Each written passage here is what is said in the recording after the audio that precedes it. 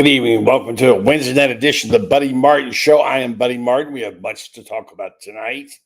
Disappointing finish to the season for the Gator softballers, although it's not over. Losing today in a game of the SEC that they had in hand, it looked like. So didn't go all the way like we liked it. So we'll talk about that a little bit tonight. Baseball had a little bit of a blip after a terrific weekend of sweeping South Carolina. That would be, of course, losing a midweek game. People say they don't matter, but I think they all matter. And they lost to South Florida 7-1, but they're getting ready for a big series with Texas. First time they're playing the Longhorns. And then we'll talk about some things in the news regarding players getting in trouble or not in trouble, or what's the story there. I'm not sure, but my sources are telling me something different than what we've been reading about. We'll talk about that. Tonight on the show, we'll have Kevin Brockway. He'll be joining us shortly. He catches up on the new contract. What is he, the $40 million man? Todd Golden. We'll talk about the kind of that and other things in Gator sports. And then we've got Allie Peak Wilbur. It's always a good night. We have Allie Peak Wilbur. She'll be joining the program tonight.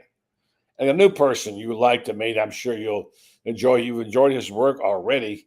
His name is Eddie Gilley, and he doesn't rap for a living, but he does a terrific job and been following some baseball. So stand by. Kevin Brockway is in the house.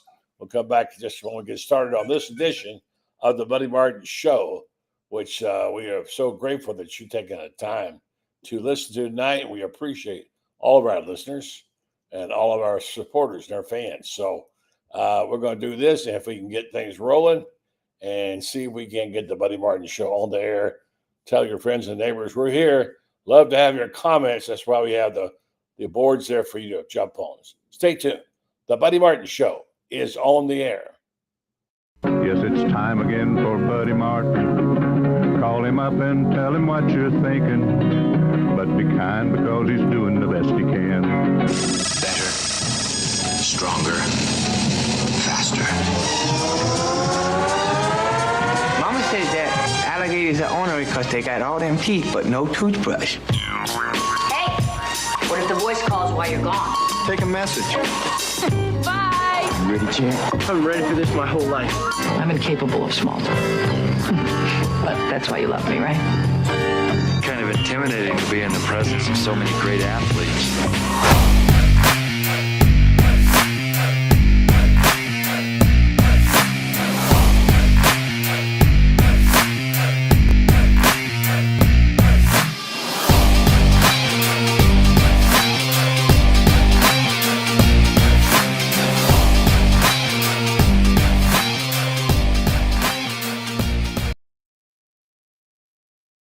Good evening and welcome. This is not how we thought the SEC softball tournament would go, but hey, it was a terrific softball game. If you didn't care who won or lost, Gators losing today in a way that was not the normal the way they lose. Their bats were really, really not very hot, and they got hot for an inning. And then, anyway, at the end, they let the opponent get after them and come back and beat them and not eliminate them from the tournament. So let's go right to the Orange and Blue Room hotline and talk to the man. I see him everywhere. I turn on Feinbaum. He's there.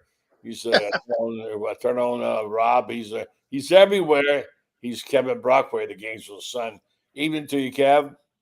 Good evening. Yeah, that was a tough one for Gator softball, I guess, tonight. But better it happened now, right, than in the regionals. Yeah, I guess, and just to get it straight, I want to make sure I did because I'm easily confused. Of course, we all know that they had the bases loaded, but couldn't take advantage of it to get a hit. They had a tough time finding hits. They also came back from they were 3-1 deficit with back-to-back solo home runs by Erickson and Shoemaker and tied at 3-3. You thought, this is their game. This is what's going to happen.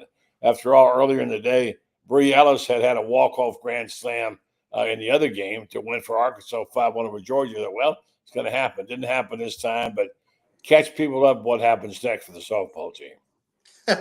Well, they wait for regionals. They're probably going to be a top 8 seed, and if that's the case, buddy, they're going to host regionals and super regionals. I think taking 2 out of 3 from Oklahoma at home cemented that, and we've seen how good this team is at home by taking 2 or 3 from Oklahoma and Alabama. I think they're still in pretty good shape in terms of getting back to the Women's College World Series.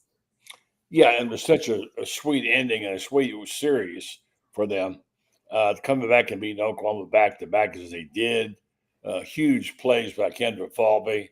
Just amazing what she did. And it was a feel-good story all the way around. I saw her mother last night on Rob Brown's show. Well, actually, it's not Rob Brown's show. It's Lauren Metta's show. And Rob was on with him. And talking about what an eventful thing. She's a Seminole, by the way.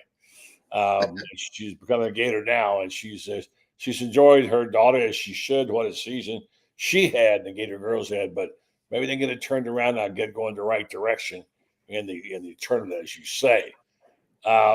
So we're going to talk a little about contracts tonight, and about Todd Golden. He's sitting pretty as he should be.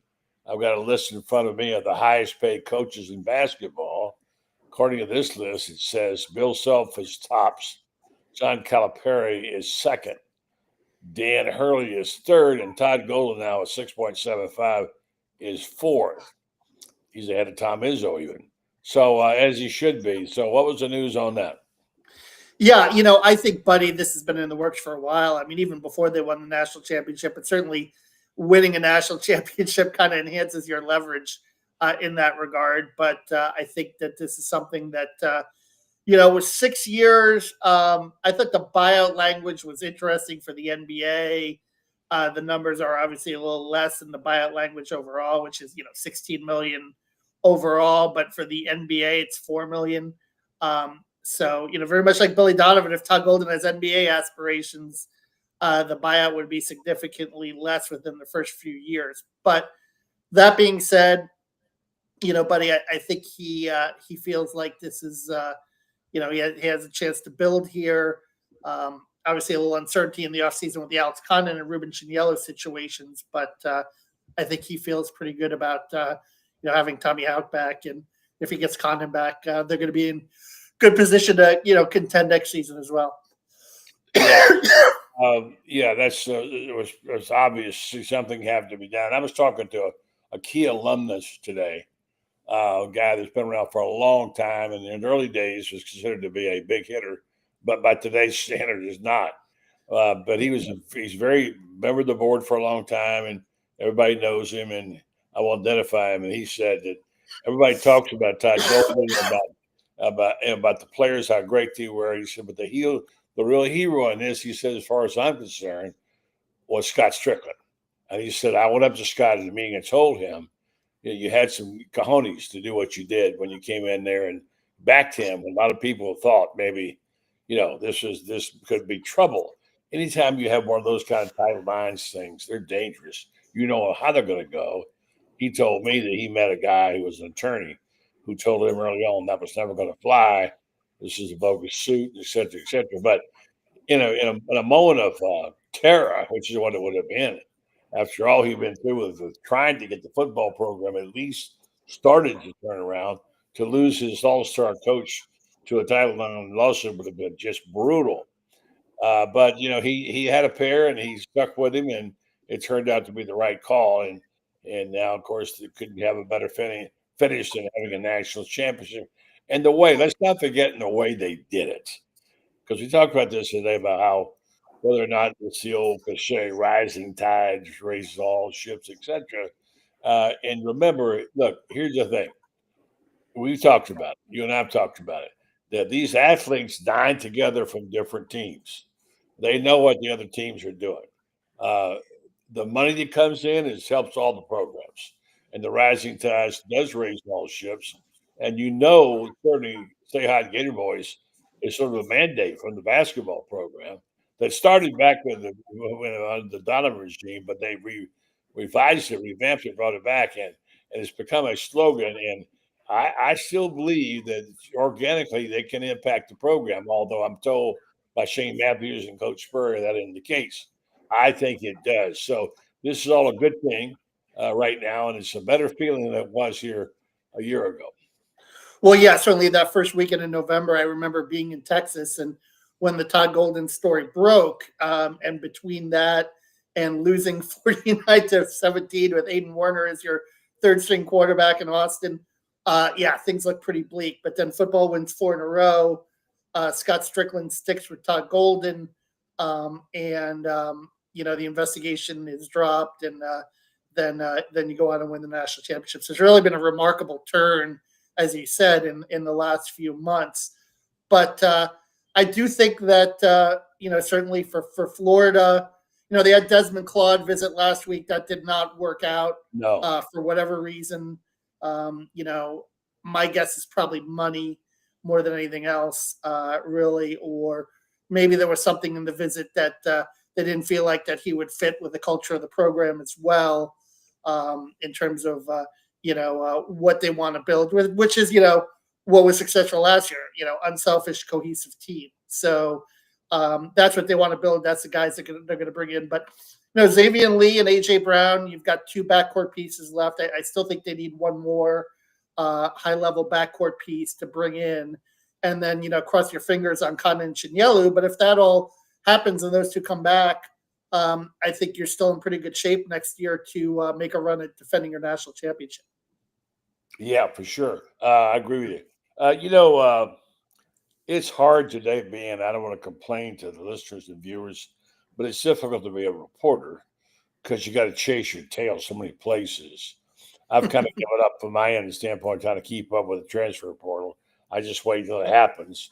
But as someone wrote today, Barrett Salih wrote, you have to have a master's in contract law to cover college football in the offseason. And it's like I've almost given up trying to chase things using the portal, but there was something today that said, nearly a month after parting from the Florida Gators, safety Gregory Smith has announced his commitment. He'll join the former UF teammates DeAndre Robinson, Gannon Burt on North Carolina under legendary head coach Bill Belichick. So what's going on up there? Belichick's get a bunch of Gators? Yeah, obviously, you're trying to they're trying to find places too where they're going to get playing time too as well. So, and again, I think a lot of these people, it comes down to what you think you're worth versus what you're slotted at or what you're willing to pay. And it sounds like in the case of both DeAndre Robinson and Gregory Smith III, they might have thought that their value was higher than what Florida deemed it was. And so they went somewhere else that was willing to pay more. North Carolina, trying to rebuild under Bill Belichick, maybe a little bit more of a desperate situation. Plus you get SEC athletes in the ACC. That always plays pretty well in terms of the strength of the conferences. So maybe they go there and they flourish. But I think Florida feels pretty good about Drake Stubbs at safety as a backup there to Bryce Thornton and Jordan Costello are 2-year starters. They're in a good spot there, in terms of that room. It's always nice to have the depth. But and Gregory Smith showed some things as a true freshman. But, I think that, worked out the way it worked out. And Florida, Billy Napier, he doesn't have much sentiment and that kind of stuff. He just, looks forward. They replaced Robinson pretty quickly, right, with Brandon Bett from Baylor. So they went out and they got a guy. And they're going to plug and play and work the system. If the system works against them, they're going to work the system to replenish. Yeah, it's hard to know because we haven't seen enough of him to know he's going to go. And, it is what it is. I can't get too upset about it, but it looks like he was a prospect. So sometimes it happens. So you had a story today, and you texted me about it. Russ Callaway. For all these years, I say all, been a couple at least, where I know Alec talked about this several times. She's talked to recruits who were told that Billy was getting an offensive coordinator. And Shane has insisted, and I agree, he'll never give up play calling. It's all about who really has what title. I mean, Rob Sale is offensive coordinator, but we all know he didn't do all the play calling. So anyway, Russ Callaway, he got a raise this season, as according to your story.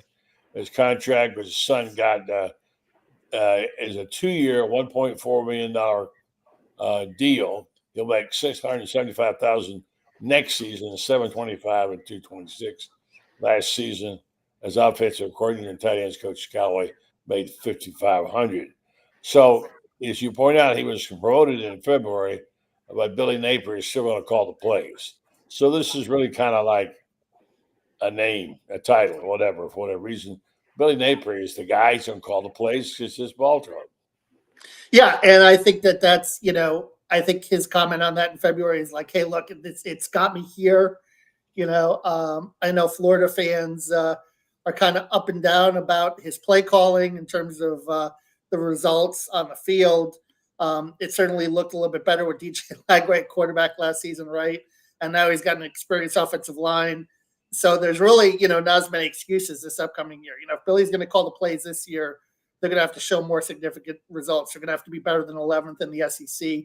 You also have a really promising young receiver, right, in Dallas Wilson, that looked pretty good in the spring game. But listen, they scored 70 points in the spring game combined without DJ Lagway. And I don't know if Billy was calling all the plays, if Russ Callaway was helping out there, but I thought offensively they looked, much better than they have the previous two spring games. So that's something that you can kind of hang your hat on, and we'll see if Billy's learned some lessons too in terms of the first 3 years coaching this league, and if the increase in talent and experience will show offensively on the field. Because if it doesn't, there's going to be a lot more, in the words of Ron Zook, right, noise in the system when it comes to that. Yeah, Shane and I have this conversation all the time. Let's bring Allie in here and let her join us about if this are the days of Spurrier. And there'll be second guessing his play calling. It's part of the deal when you're the offensive coordinator / head coach. You get second guess. I personally, I don't like some of the calls. He goes by metrics an awful lot. But it's a run-oriented offense. He's going to have to run the football to make the offense work. I'm okay with him calling the plays as long as he doesn't regress. Let's see how Allie feels. Good evening to you, Allie. How you doing? I'm good. How are you? Play calling. Billy, you talked about this quite some time ago, and you told me your source said the recruits were being told Billy's going to get an offensive coordinator, right? Yeah, I was told that from several different people, and I think that there's some boosters that were told that as well. But I would not hold my breath for that to be the case. I listened to the part where you said that Russ Callaway got a little pay bump and he's got the titles. And I think we see that happen in college football, not just at Florida, everywhere, where you want resume builders essentially. So you'll put offensive coordinator, on there for these guys, and it helps them so that at their next stop, they, get credit for that coordinator. That's taken into consideration when contract negotiations happened. I don't think it signals really a change in much. I don't have an overall problem with Billy Napier's offense. In general, I think his offense is effective. I don't love some of the situational play calling that happens. And I think some of that is, I think it's really difficult to do that from the sidelines. And I think I think the head coach wears so many hats on the sidelines on game day that I don't know that there's almost even enough time on the sideline to devote to the play calling while you're also trying to manage all of the other things. And you mentioned that he relies a lot on statistics, and I think that's true. But I talked to you guys a little bit about this last Wednesday, but I had a piece that ran this past week talking about our practice call sheet and where we put our points of emphasis. And essentially every play that Florida practices more than the FBS average, we succeed at. And every play that we practice a less than whatever the national average is, we don't succeed at. So I really think that there is a possibility that maybe it's not Billy's play calling at all. Maybe it's the way that we draw up practice, and we need to spend a little bit more time on some of those high value situations that maybe don't happen a ton, because supposedly the play call sheet that they released at the coaches clinic basically said they put emphasis based on the amount of times the play will be run during any given game, right? So plays that they have great success and they use over and over again get practiced more and more and more. But then those money downs, those situations that you don't come across as often, you see those plays less statistically. So they practice them less statistically. But the less you practice something, the less likely you will be successful at it, right? So I don't know, that kind of changed my line of thinking a little bit about this. Maybe it doesn't have anything to do with how we call the plays on game day and more with how we practice the plays and what we put emphasis on or not. We'll bring Kevin in here, but I'm just saying you can't recreate those 3rd and 2 in games. You can't recreate that in practice. It's a whole different thing. It And is. They are a running offense. Yes, they are a running offense. Mhm. They're tight end eccentric because that's why they have so many tight ends. Their tight ends are very key. And they got some terrific receivers. If they can't run the football, their offense is no good. Now, the good news is they've had some really wonderful running backs. They got a bunch of them coming in this time around, Kevin. I think we're going to see them move the rock. And I think now with the offensive line, barring injury, with the experience they've got, I think is they're set up to run his offense for the most part. I think. What do you think, Kevin? I agree. And with Jaden Ball and Jacoby Jackson in the backfield, I don't want to see any more of those 3rd and 2 jet sweeps with Trey Wilson. I'm telling you that because we saw that in the Miami game, right? We saw that on the 4th down play in the Tennessee game that didn't work.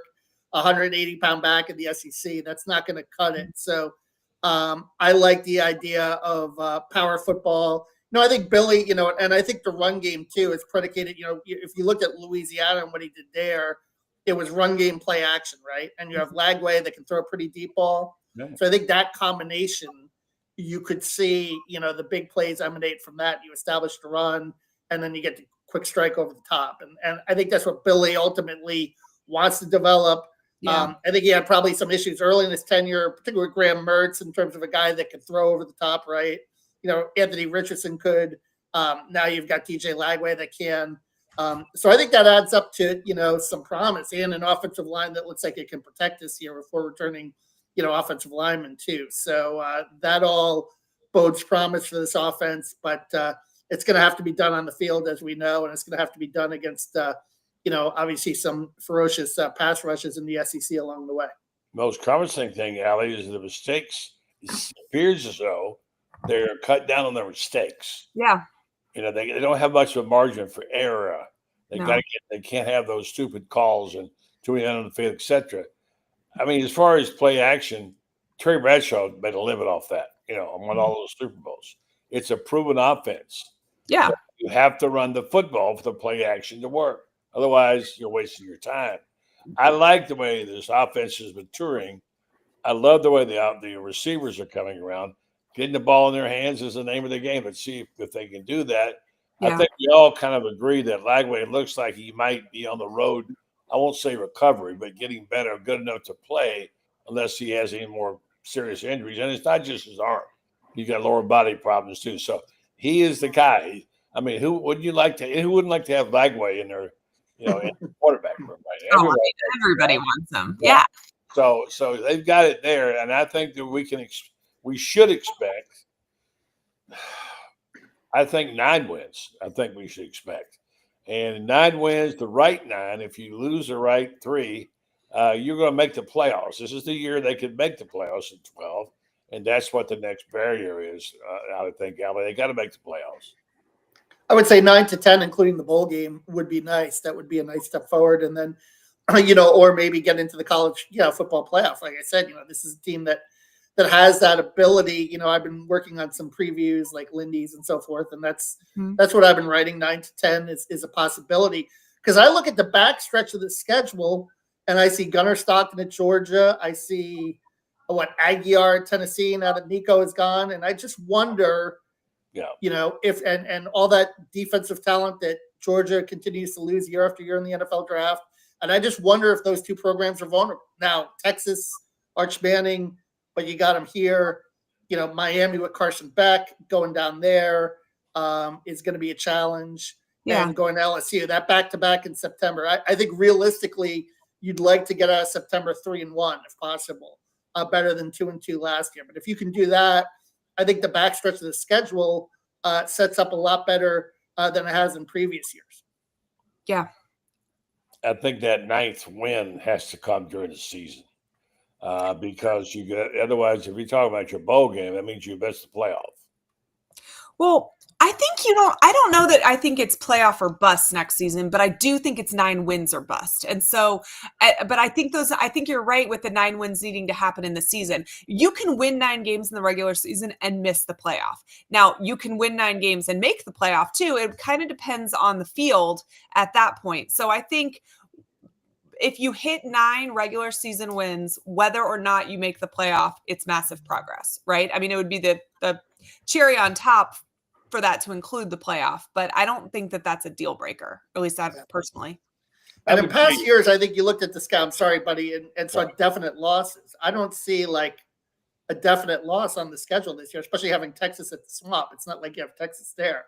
Right. I mean, the closest thing to that could be like maybe LSU or Miami, but you get Tennessee at the Swamp. Tennessee's always struggled here. And you get Georgia and Jacksonville, and maybe this is the year that you finally kind of, break that schneid, because I'm telling you on paper, Florida looks like it could match up with Georgia better than it has in any previous year since I've come back and covered the team in 2022.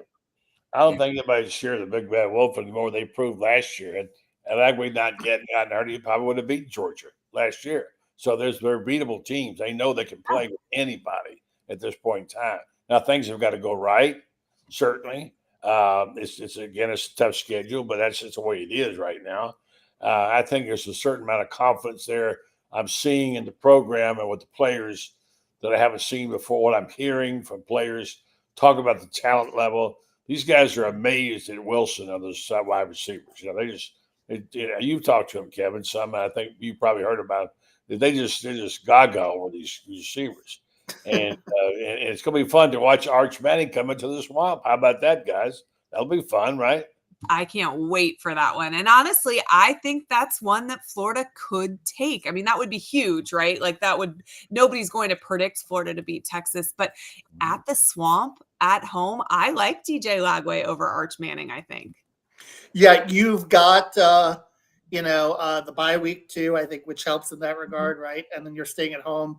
Like, to me, the biggest landmine, and I'm not saying this because of my allegiances that Buddy knows and that Allie may know, but I think Miami is a landmine just because you have LSU the week before. And it's like back-to-back road games, and that's the second one. But other than that, I think the schedule sets up pretty favorably too in terms of like where the bye weeks land, how it's laid out, a lot better than it has in the previous 2 years. All right, I want to talk about the kind of program Billy's running, why it's news when we hear about a player getting in trouble with the law, as we have, although we don't know the details. I want to discuss that. We're going to take a quick break and talk about our sponsor, Meldon Law. Of course, you know about Meldon Law. They're everywhere. They do a fantastic job on their presentation as being a only injury law firm at the University of Florida. Only law firm is the official law firm of the University of Florida, and they also are huge fans. Nobody is happier than Jeffrey. He got the ride of his life in the basketball program. He thinks of Todd as a friend, and he got to go out and watch all the road games in San Francisco and Texas. He came back beaming, so happy. And I'm happy for Jeffrey because he's invested a lot in his program. As you all know, he's done many good things for the University of Florida, including the band, buying heavily and raise money for vehicles, etc. And, of course, he is in the law business. So if you need some help there, and I've currently got him working on a case for me, I suggest you call Meldon Law. They got 4 locations to serve, Ocala, Gainesville, Wilson, Lake City. Meldon Law, they won't back down. It kind of caught me by surprise today, the last couple of days, when I read this story about Johnson getting in trouble. I didn't know the details at first, but now they're coming in and they're getting a little clearer as to what's going on. I have someone very close to me in law enforcement who's an FSU fan, and he sent me a note saying, "Uh-oh, Dejon Johnson, in trouble, etc." But there's things that have developed since that time. And guys, and you've heard this story many times, when athletes get caught and there's a gun in the car or there's dope in the car. It's not mine. Hey, it's not mine. It's not my gun. I don't know how it got in there.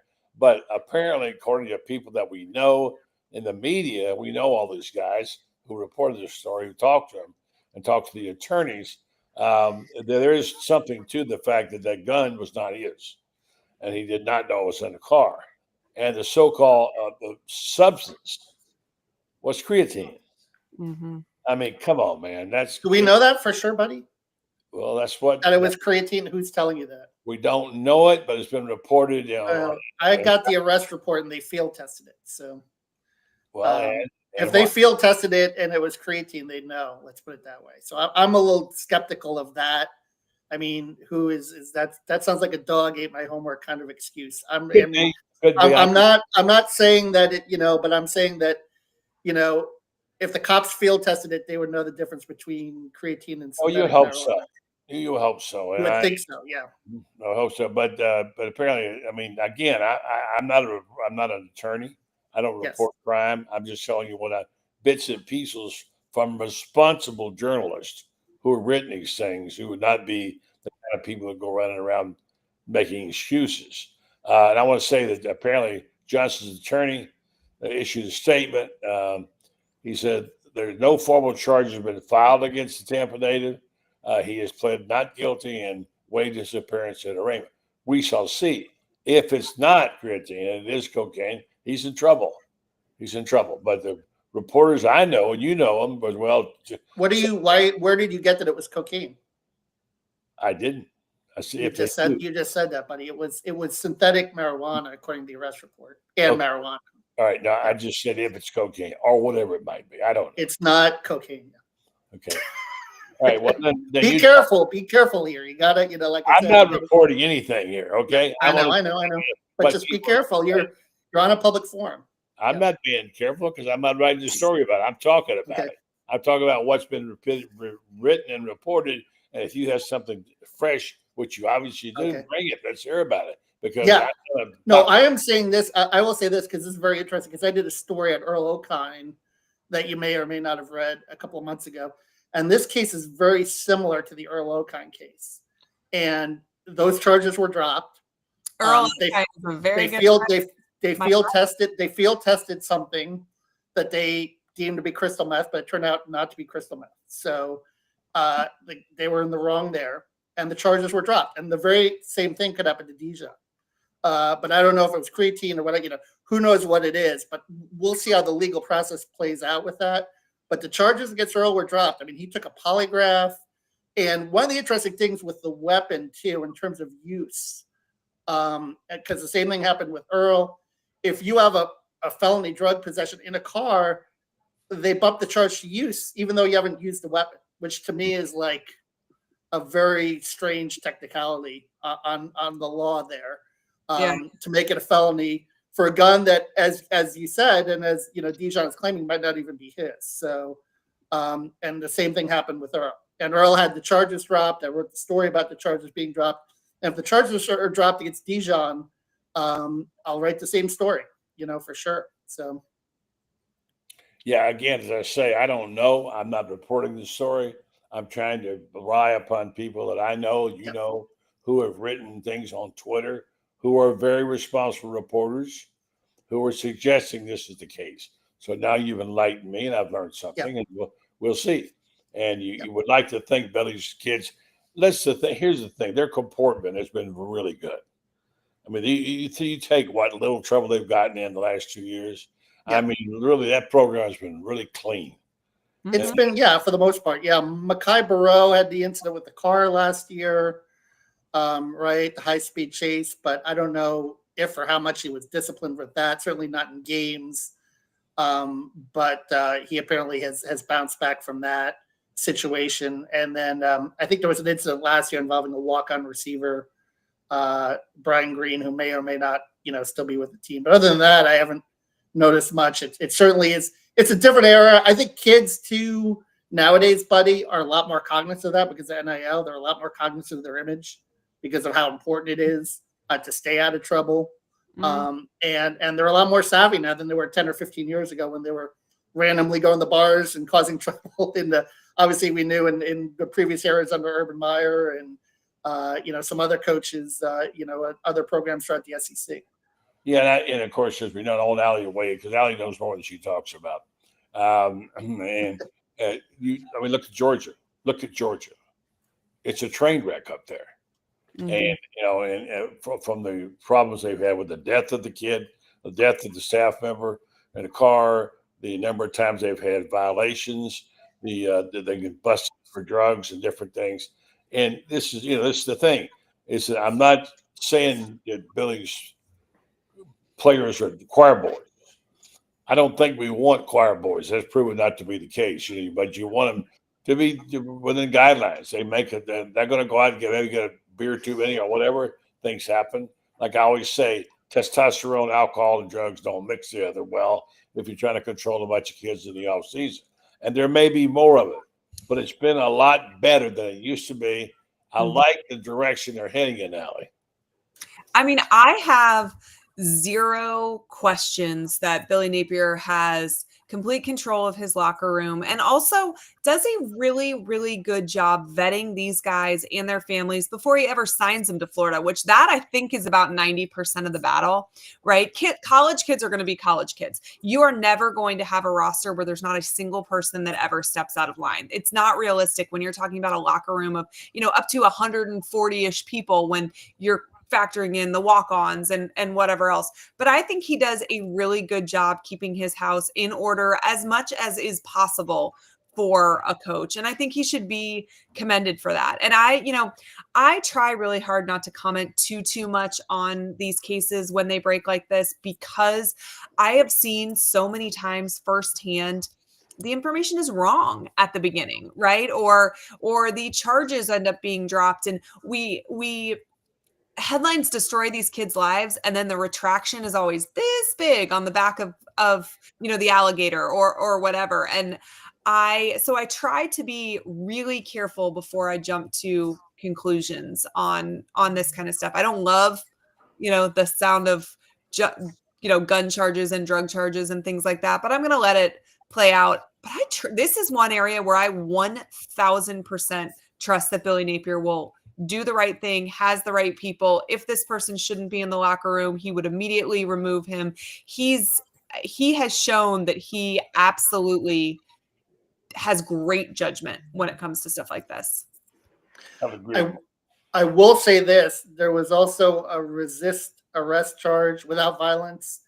And I think if Dijon would have respected the law enforcement officer a little bit better, maybe the situation wouldn't have escalated to what it did. Sure. So I don't know if something could be done on the front end there in regards to, and I think a lot of times these coaches, I remember Urban used to do this, bring law enforcement officers in terms of how to handle situations like that when you're pulled over, something like that. And this all happened because he and the same thing happened to Okine too, because he, it was a traffic stop, ran a stop sign, if you don't run a stop sign, I know this happens, but then it kind of escalates too in that situation.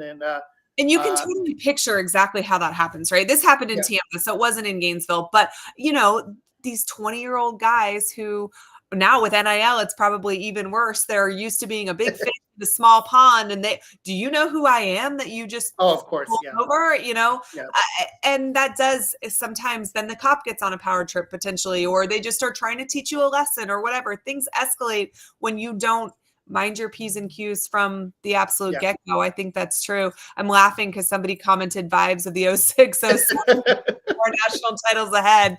But I just, all joking aside, we can't expect perfection, right? That is not a realistic goal.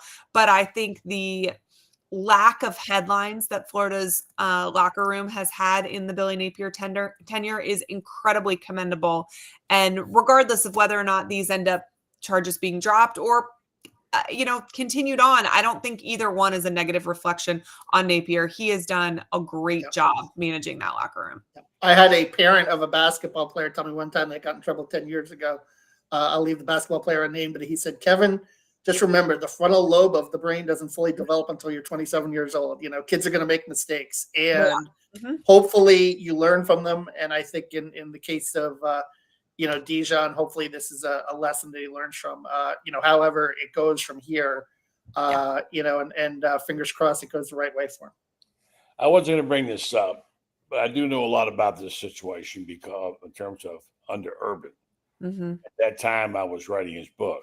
And he had an ingenious system not to beat the law or not to necessarily, try to cover up stuff, but he has a friend, and I knew this guy became my good friend. I know who you're talking about. Freeze and I were good, close friends. He's an attorney. He wasn't practicing there, but he was just on the staff as an advisor and a counselor. Hired him as a big-time attorney at Gilley many years. And so what they told him, he told Urban, do not have the players call you, okay? Don't have them call me. I'm the attorney. Therefore, I don't have to say they're my client. I don't have to say anything. It's client attorney privilege. And they went through some nasty stuff. I know the whole story of Aaron Hernandez in terms of what he would take it down to the police station. I've got the documents and stuff, how they held him for 4 hours and then let him go. He was suspected of murder. They didn't charge him. There's a lot that went on. But here's the funny part about it, as bad as people thought it was. At that time, believe it or not, Georgia had more violations than Urban did, but nobody talked about it. I had that in my story. Yeah. They dig through and find like, oh, so-and-so got a speeding ticket. Let's add it to the list of Florida football. If you actually go through and look at the list that they hyped up as being, the most in trouble team ever, most of them, the average person has like a traffic violation or this or that. And they would be blips on the radar if it wasn't trying to make the point. Where there's some bad ones, 100%, and not trying to sugarcoat that part. But the numbers themselves, I feel like, were trumped up by some of this. And small town Gainesville, it's a much bigger story when you arrest a football player than if you're in, South Beach. And I do think that some of that factors in on this, and it doesn't mean it means it's happening everywhere. They're arresting them in Gainesville We're talking about charges on things like parking violations, and among those violations was Tim Tebow for having no tag several times. You know why?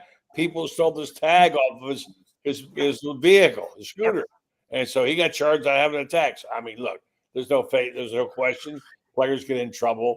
Not about the fact that like you said, their brains are not fully formed yet. It happens. Exactly. Yeah. I'm just making a generalized comment, and we're going to bring on here in a minute. Who could forget Cam Newton dropping the laptop from the dorm though? That was Yeah, that was classic. One of the classics, and there were a few others I reported on back in the day that were kind of somewhat common. There's a podcast called Crime and Sports. I don't know if you guys have ever listened to it. No.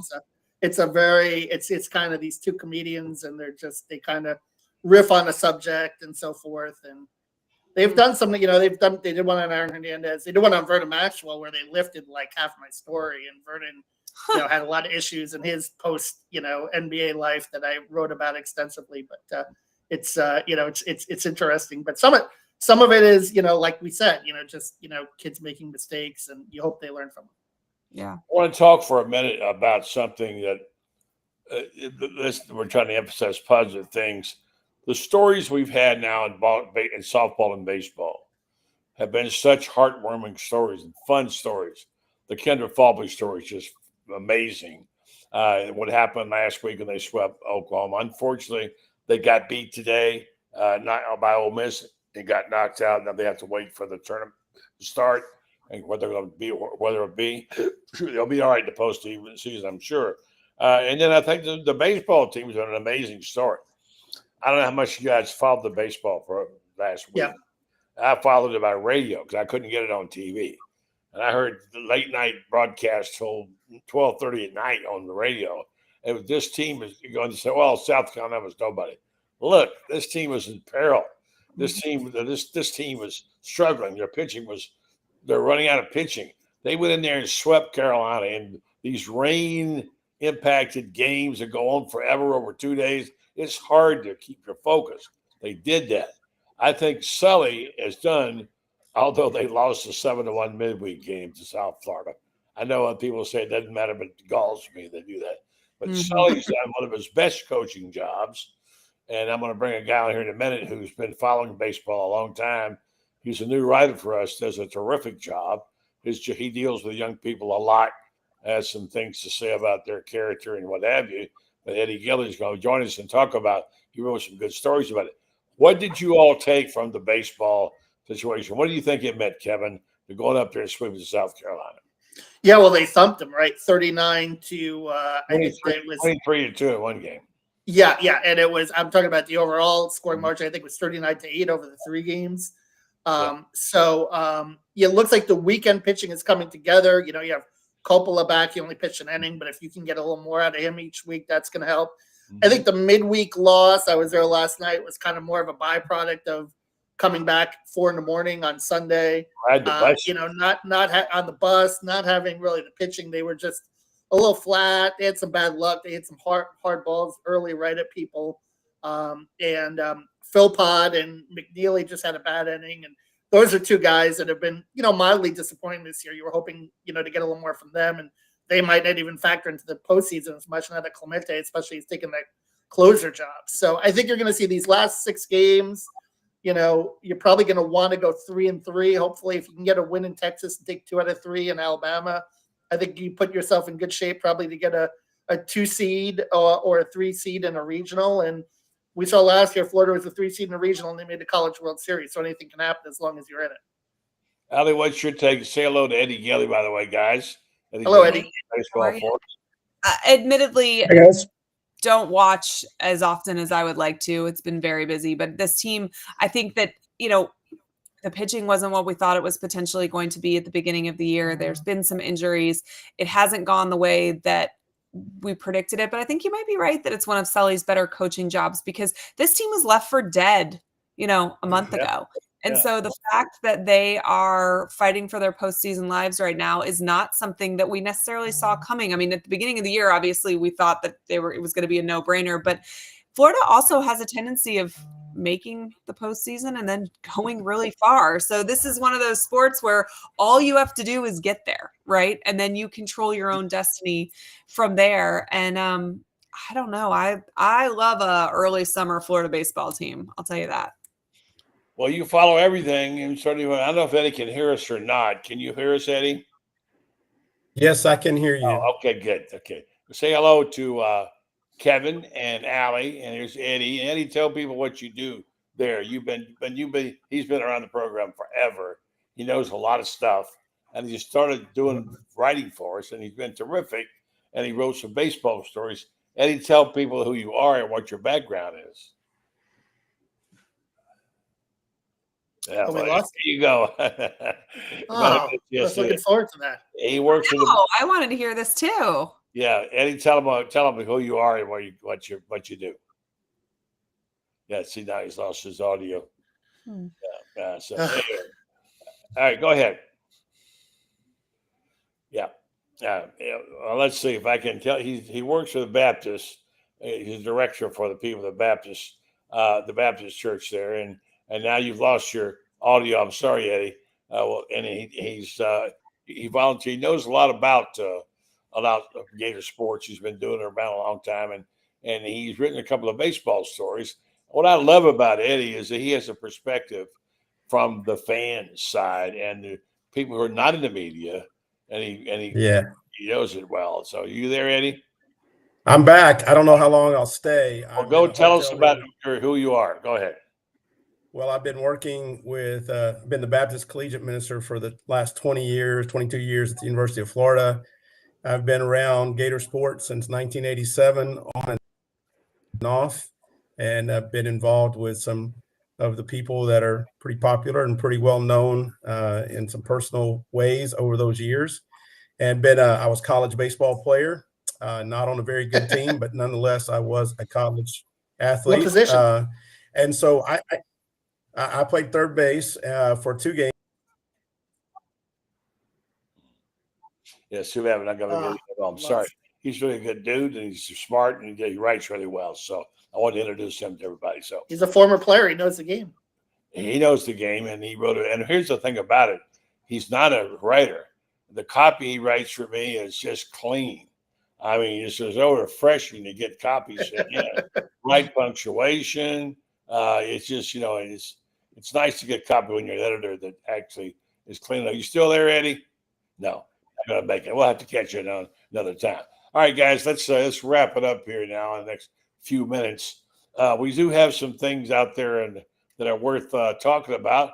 There's still some games. Hey, golf, playing, have a shot in the tournament, and Auburn leading.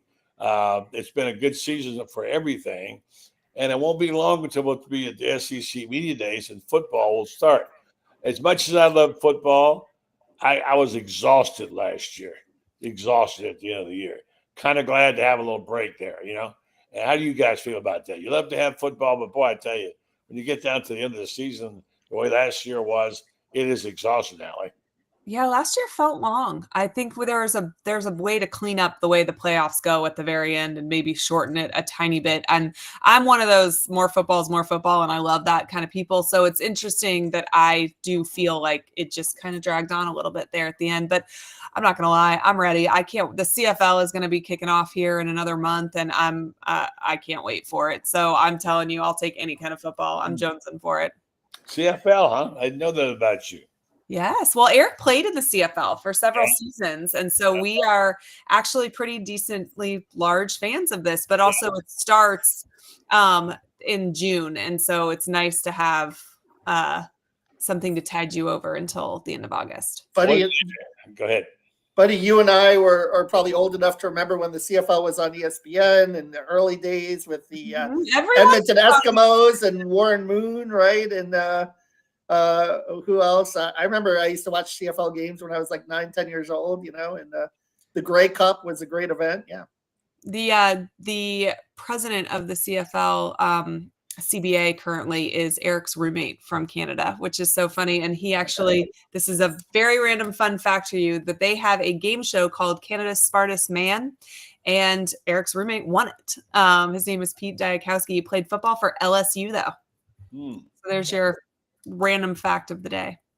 I know all those leagues. I mean, way back before then, obviously USFL and what have you. And the pro football team, semi-pro team in Orlando. And, I actually had a tryout with that team. It was a fake tryout. I mean, I do, I don't watch those minor league football games anymore. But I'm old enough to remember the USFL, but not the WFL, right? That was the 70s, right? Oh, yeah. You remember that? Yeah. And there was one that was before that too. There's always, but God bless them. I tell you, the USFL was fun if you're in a city like Denver, where they get 50,000 people for those games, Oh, yeah. And the Spurrier, of course, did so well in Tampa Bay Bandits, yeah. And then the guys like Mouse Davis. Allie, you ever heard of Mouse Davis? I have not. Enlighten me. He's an unbelievably genius guy on the offensive football. He coached as offensive coordinator of the Houston Gamblers. Okay. Jim Kelly was playing. Kelly was the quarterback, yeah. Right. And then he came to the Denver Gold. And I got a chance to know him. And I talked X's and O's a lot with him. He taught me what the run and shoot was about. I understood. I was able to sit down and understand it. To the point of when I went to work for CBS, it was brand new. No one really knew that much about it. And I was sitting at a table one time at a big conference where all the announcers were there. And I was there as a consultant. And James Brown, remember James Brown? He was on the air broadcast. He came over to me and said, "I'm told you can explain the run and shoot to me." And I said, "Well, I don't know if I can explain it or not, but I can give him my best." I sat down with him. And I tried to explain to him what I thought it was. The best I could do is say, "Here's what they do. Here's how they line up. They always have run back. He's usually a tight end, but playing fullback. And they go four wides all the time, 5 receivers out, and they are trying to. They really are like a fast break basketball team. They want to get it and move it down, just fast break as much as they can, and overload the zones, et cetera, et cetera." Well, I don't know how much of an explanation that was, but it was brand new. And the second thing was that my Mouse had a lot of names and a lot of slang terms to use that he used, and I was able to copy some of those and use them. Anyway, it was fun. I really enjoyed it. Yeah. All right, so let's wind this thing up here in the last couple of minutes, talking about the things we want to see happen in the next couple of weeks, months, as we move toward football. What's the next thing we have to hear we want to hear about Johnson, obviously, but when we get to the SEC media days, what has to happen? Well, you want to hear that DJ Lagway is fully cleared, right, to start, and it's looking like it's going to go in that direction. But I think for Gator fans, just to hear that, it would be a big sigh of relief because so much hinges on that kid's right arm. Not saying that, Harrison Bailey and Aiden Warner had their moments in the spring game, but this is going to be Lagway's team. He's 6-1 as a starter. And really, I think what we saw more than anything last year was how the whole team elevated around him and how they played around him and how they believed in him. And I think that that's something that can carry over into next year. And if that does, then, maybe this could be a special season for Florida football in 2025. I don't actually need to hear anything. I just want to see. I want to see if this team is what we think it is, if these rooms are as deep as we think that they are. I would love us to make it through 2 days with very minimal injuries. And I honestly, I don't need a talking season this year. I need to show me season. This is Napier's team. This roster is 95% or more guys that he recruited here. This is his handpicked quarterback, his handpicked staff. Let's go out and see what the Gators are capable of in August. And I am telling you, Georgia and Tennessee, to me, appear to be vulnerable. And those are your two teams on that. And I think, if there's a time to move up, the time is now. Yeah. I think Georgia looks like Georgia will not be down for long as Kirby Smart is the head coach. I think this could be the year that there's a little bit of a dip and you want to get them. Let's get them this year, and momentum then builds on itself, right? They'll be rebuilding, but Florida will be continuing to elevate their game as well. If we can get this one, it's easy to see where you can just make it a back and forth or even, start to dominate in that series. But this is the year that they might be vulnerable for picking off and they need to strike while the iron's hot. I agree. And I want to mention this. I heard a great stat today from Tony Barnhart. It's Kirby Smart has, by the way, they just got a 5-star quarterback, the best in the land. Now I'm thinking, is Mike Bobo a better coach than I thought it was? Anyway, but there's a stat. They said Kirby Smart has had more first-round draft choices than he has losses. It's wild. 21-19, whatever. I don't know what it means, but it sounds impressive, doesn't it? It means he's a damn good coach is what it means. And he is, and a damn good recruiter. Yeah. No question. No question. And he keeps hauling them in there. So, yeah. So I want to see – I really can't wait to see this offense that is up to them. Because one thing we don't talk about is they got an unbelievable running back room. They got an unbelievable offensive line room too. Yeah, they do. But you got guys. Those guys always just talk to them. They can all break it and take it to the house. And not just good runners. They really are good slashers, and they can get out there. And they're decent receivers. They'll be able to block the blitz, which is more than ETN would do. Pick up the blitzer, and they got receivers all over the place. We didn't even talk about their the tight ends like Hudson or whatever. Those guys are good players, and then you've got, if they can just be well-drilled, well-honed, mistake-free kind of players and can concentrate, they could be really good. They could win 10 or 11 games if it all came together. And you're right, Kevin. They don't have good quarterbacks around the league.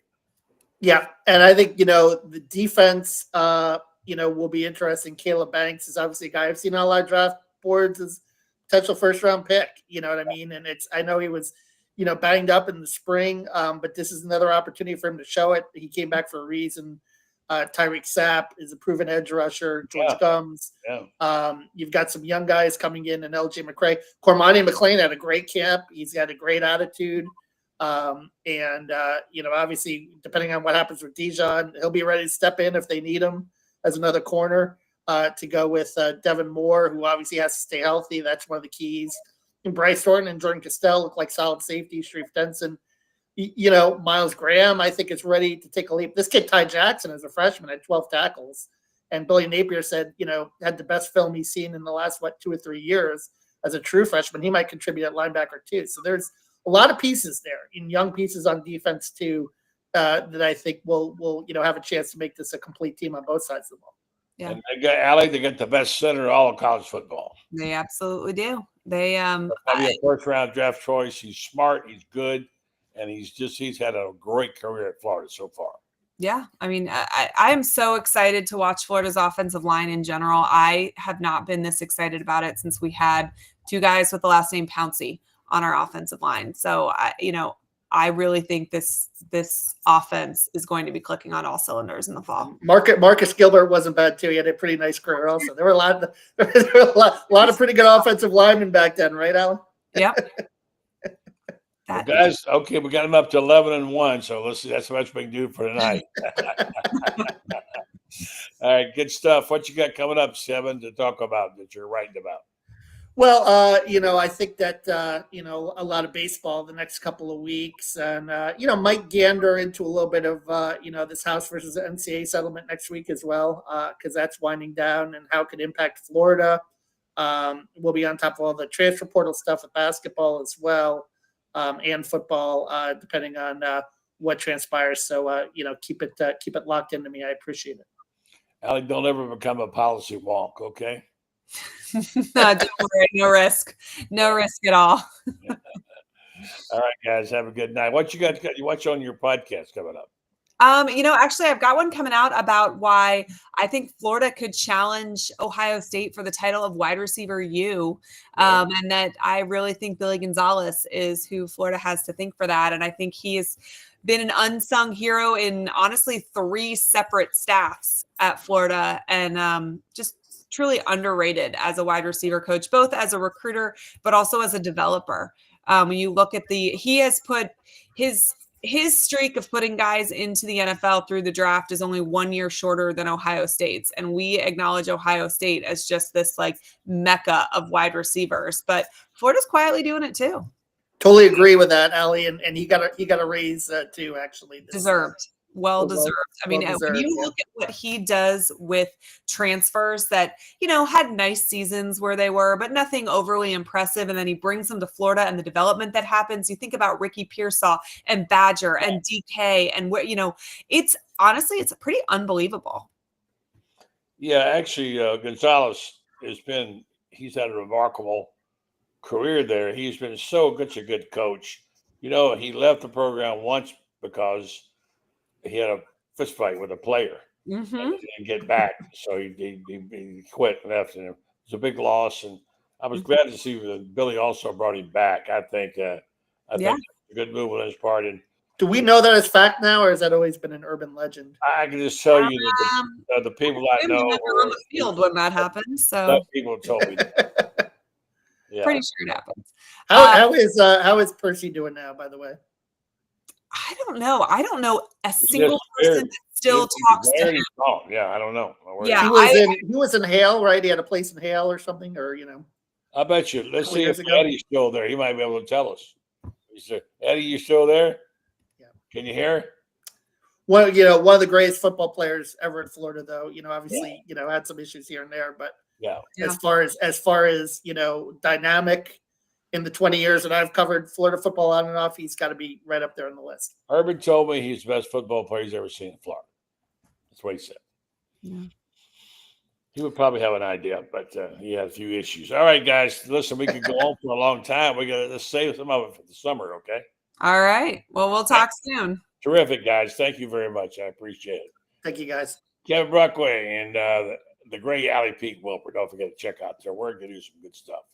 I'm going to tell you, I'm sorry we couldn't get Eddie on. They're going to get that fixed and get him back. And time enough for me to tell you about my friends and Joe Colorio, who just got back from the Derby. Boy, oh boy, did he have a gig. He got to go up there and watch that horse run and actually get on his back.